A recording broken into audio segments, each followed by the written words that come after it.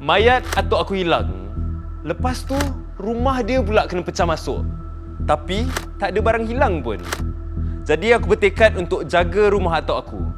Lepas daripada tu, aku jumpa something. Kitab Kataha.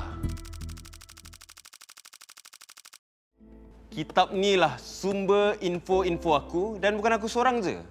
Atuk aku juga Wan Daim. Untuk korang lebih faham betapa pentingnya Kitab Kataha ni, aku rewind jap.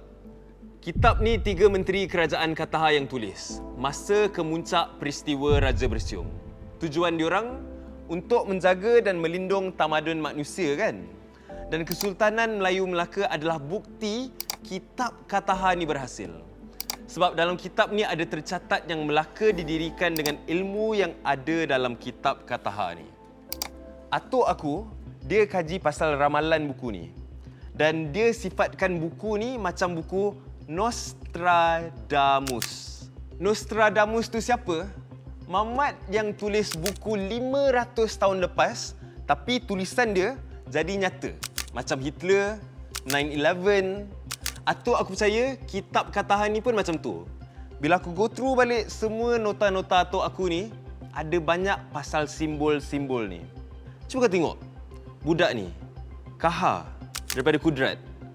Lepas tu, ada juga Keluang Man. Tapi ada juga yang lain.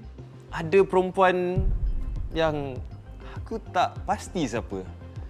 Tapi apa yang lagi menarik, ada satu ramalan yang atuk aku point out. Dalam ramalan tu akan ada satu perang besar yang akan berlaku dan terjadinya kehancuran manusia. Kau nampak apa yang aku nampak? Sabar jap, relax. Aku akan spill dengan korang satu persatu apa yang ada dalam kitab ni. Aku Wan Daud, logging out.